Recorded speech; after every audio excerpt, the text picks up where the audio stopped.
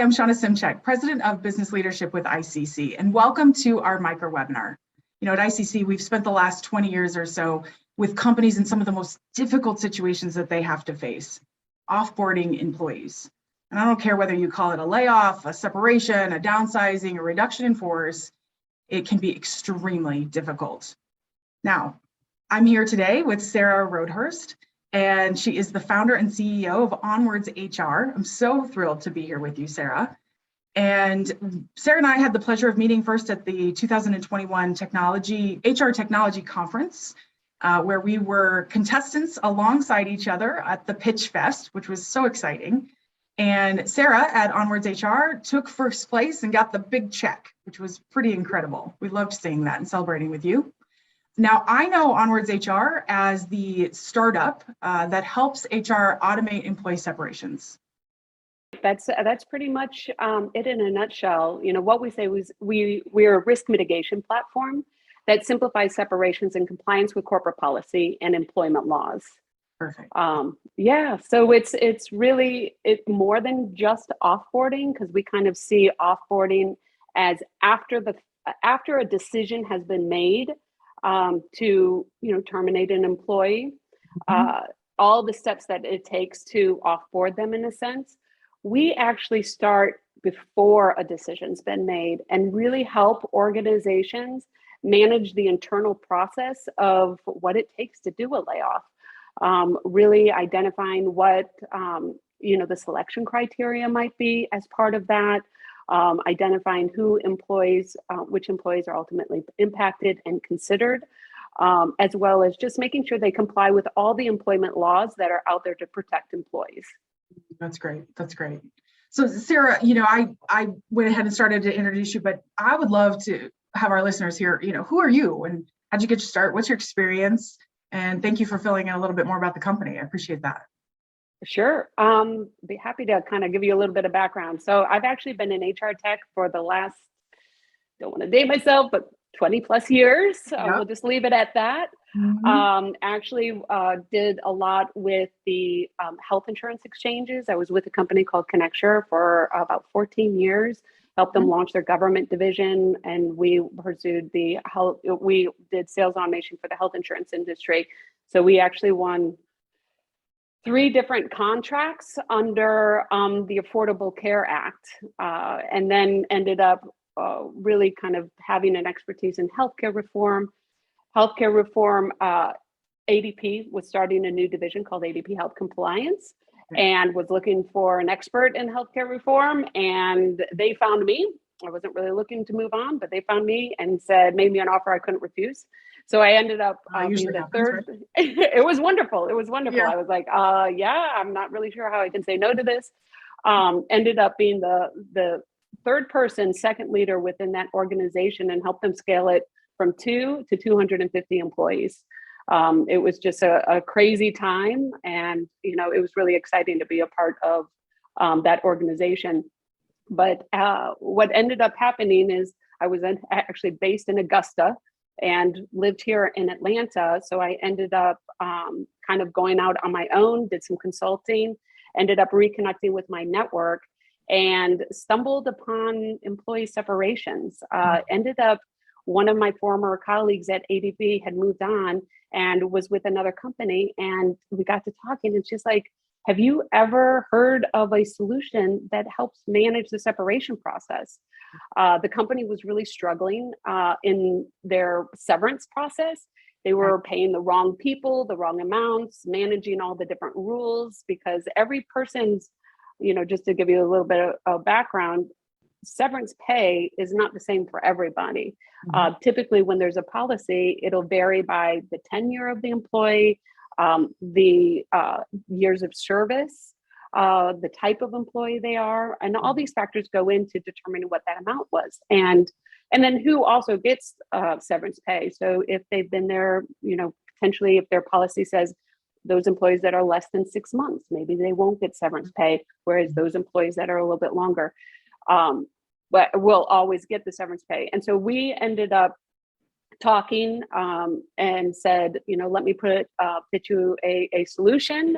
Been spending the last, 20 years, like I said, building HR technology solutions. We kind of put a proposal together.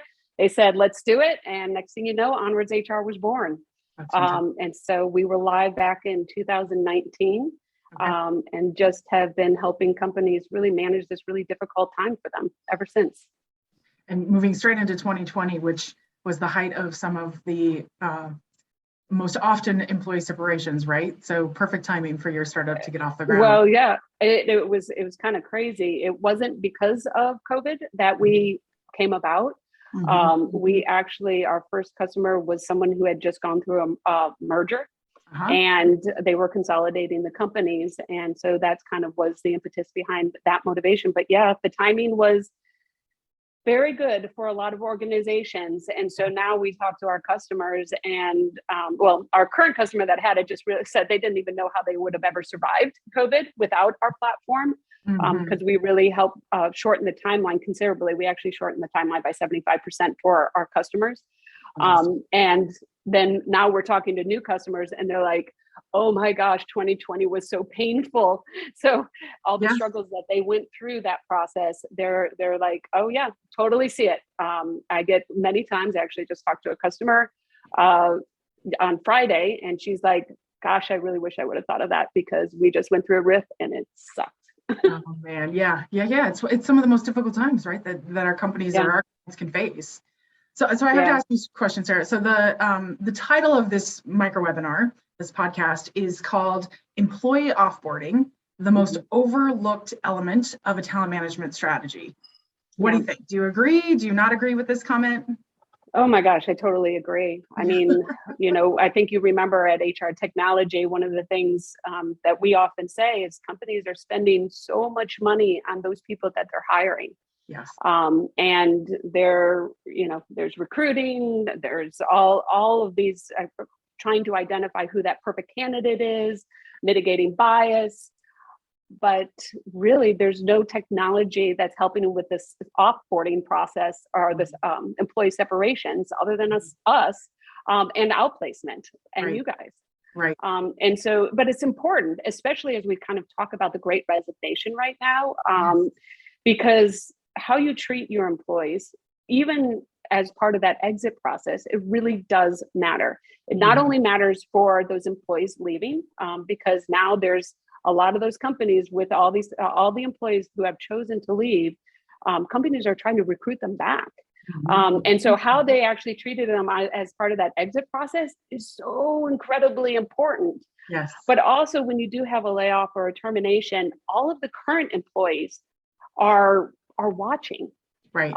And it's so important to make sure they know that if they were ever in that position, that they're going to be treated well, just because it's all about culture and trust and that relationship. So we call that population the survivors. Yeah. And they, if they see somebody being treated poorly on the way out, I'm probably going to be a little bit more proactive about my career, not let it happen to me versus taking, to leave this company before they treat me poorly on the way out. But it does seem, I love your point about, we drop so many dollars towards recruitment and retention and employee brand and messaging. What about on the way out? Do we give the same care and compassion, right? Well, and it's important. And it's important not only because of the employee experience. I mean, I think, as we've talked about already, we want to make sure we treat those employees well, but there's actually a significant return on investment as part of that exit process. So right now, it is a very laborious process. It's a risky process. It's difficult, as we've already talked about, all the compliance rules involved and the employment laws that companies need to comply with. There's a risk of bias as part of that and a lawsuit. So there's costs outside of just making sure you treat those employees right, which of course you want to be able to do. But if if you don't follow the right steps, you could find yourself in a wrongful termination lawsuit. Yeah, I was going to say, Sarah, you talk a lot about risk, and I heard that in your pitch, and I've heard that, I've seen it on your blog, on your website, and so talk to me about some of the horror stories that you've heard. Well, there's a lot of different challenges. One of the things one of the ways I often start my pitch is, have you ever made a $2.7 million mistake? And we always say, most likely you haven't, but our job is to help you keep it that way. Yeah. And what's that is in reference to is a actual case where an HR person was in charge of doing the separation agreements. And like so many companies, they used mail merge and a word to be able to create this agreement. Yeah. And in that agreement, they put the total amount of severance. And next to that, instead of putting total, they put weekly. Oh, man. And it just so happened man. that this employee had been with the company for 28 years. Ooh, that's a costly mistake. Now, the company signed the agreement. The employee was like, heck yeah, I'm going to sign this agreement. And when their first severance check came, and it was for that small amount that they were originally supposed to be paid based on their policy, that employee sued. Now it's, that's just a clerical mistake. I mean, that's like, I made that mistake yesterday in an email, I mean, it's like things like that. It's simple to see how that can happen. Yeah. But there's all different scenarios. I mean, if you want to look right in the news, better.com just went through a scenario, made headlines because huge. They actually, there was the Zoom call, but secondarily from that, in the second wave, there was actually a circumstance where employees found out that they were terminated by receiving severance in their paychecks. Oh, man. They hadn't actually been notified just yet. Okay. Yeah. Yes. So it's one of those things like, and they want to do right by their, every employer wants to do right by their employees. Absolutely. Universally. Well, we think so. At least, exactly. That's how I feel, is that they want to do right and they want to make it a positive experience. Yeah. And so, it's just, we can help them do that by making sure the process is followed, like we say, in compliance with their corporate policy and employment laws. Yeah, I love how our service areas are so complementary, because when we talk about a business case for offering outplacement as part of your separation package, it's about the compassion. It's about caring for your fellow man. It's about supporting them and, frankly, showing a little dignity to somebody who's given their life and their work hours to your organization, right? Yeah. And support them as they move on to the next opportunity. And we always say too that we can help your employees think about the future versus stewing in the anger and the resentment and whatever other nasty emotions come along with an employee separation that might perhaps cause them to think, should I take legal action, right? So ours sort of links back to the minimizing risk and the minimize legal action. Let's even start with minimizing legal action. And then through the process of how easy it is, you're showing your employee compassion and caring. Right. So it's awesome how they're so complementary to each other. Yeah, it's all about that universal experience. Yes, exactly. So Sarah, at the very beginning, you touched on this, but I kind of want to dig there deeper for the listeners, is the offboarding process. It's not just the day of notification. It's not just handing over a severance packet and hoping for the best. Talk to me about, especially listeners who maybe this is their most overlooked, element of their strategy. What goes into the offboarding process, according to you? Yeah, I mean, if we're going to talk, we kind of label it the separation process versus the offboarding, just to cover the whole gamut of functions that we assist with. But where we pick it up is we really guide them through creating the event. They're going to have the list of employees that are impacted and considered as part of that exit experience. We'd be able to kind of manage that list. So there's a central list that legal, HR, and finance is able to access. So it's a big part of the collaboration aspect of it. And then we automatically calculate severance based on their severance algorithms. And we also automatically generate all of their separation agreements. And so, we have patent pending technology that really we're the first of its kind out there. Right now, it's all, done with spreadsheets and Word documents or mail merge. But we automate severance pay and severance packages. We help aggregate all of the documentation they need in order to kind of validate their decision or support their decisions as they move forward. We provide legal with a single dashboard for them to mitigate risk across all the documentation that's available. For example, if someone has a workers' comp case open or an open investigation, we aggregate all of that information to a single location. And then once legal approves, we generate all of the packages. And then that's when we take them through the offboarding process. So we have really an offboarding checklist that guides them through the notification process, the delivery process of the separation agreement, as well as capturing the signature on those agreements. That's great. Again, so complimentary because they can go to your website and find the checklist, right? And sign up with your services. And then we'll come in, we'll train your managers on how to deliver an effective notification message, and then what to do with your surviving population after. How do you communicate to them, and how do you talk about change, and how do you support them as they go through the emotional roller coaster of what's just occurred, whether it's one employee or whether it's hundreds. Such an impactful process. Everything from check the list to make sure we've got all of our, T's crossed, I's dotted, and then, showing the care and compassion so we can retain those surviving employees. It's such a nice little package. It is the perfect complement. It really is, as well as the fact that we can bring you into the process earlier. Then so that you can really help support all those HR business partners as part of the and managers as part of that notification process. And that's really kind of how it works so seamlessly together. That's right. So Sarah, have you ever encountered an organization, maybe they're not reaching out to you if they're sort of anti, but an organization that says, why do I need to offer severance? Why do I need to think about, outplacement services? It's a buyer's market. They could go right next door and get another job. They don't need, besides some of the legal, the laws that say you have to offer, but talk to me about, have you ever received that type of resistance? Around offering severance? I mean, we've actually, most of the companies that we've worked with are big advocates of offering severance as part of that exit process. So it hasn't been too much of us trying to convince them in that capacity, but it's one of those things that we've always had a mutual understanding of the importance behind it.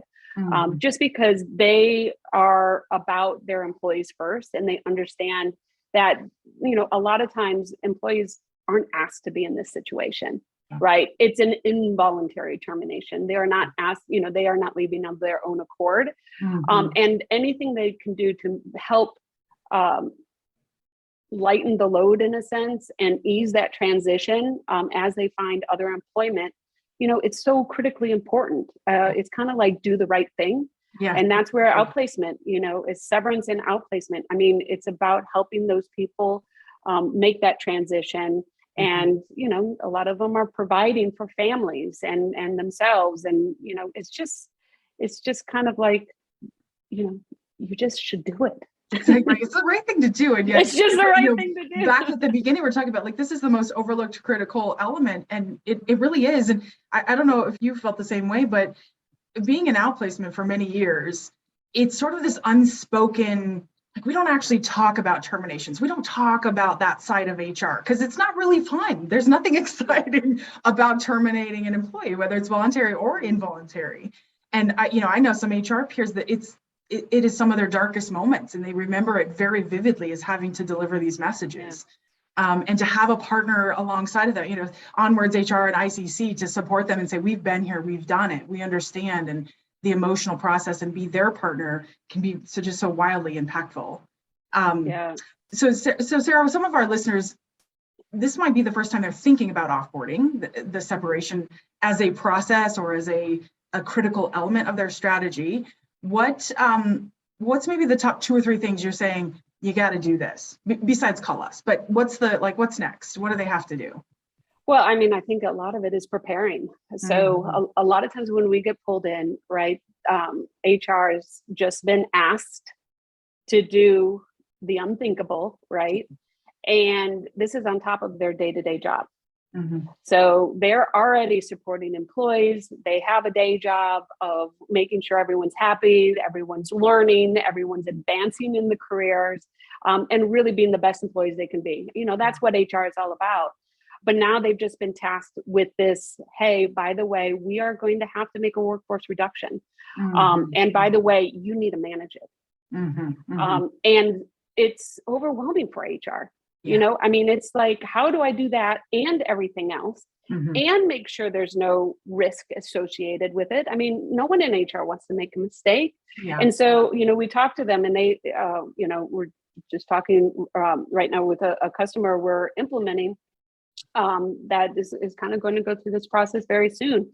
They've already been through a layoff earlier this year. They did it manually. Basically, their executive leadership was the one creating these separation agreements because they didn't want to ask it of their employees, their HR, because it's a lot to take on and it's Yes. very risky. Mhm. And so when it ends up that they ended up having to have a second wave, they're like, please help us. I don't want to go through it again. And Yeah. it's about, preparing when you aren't right in that moment.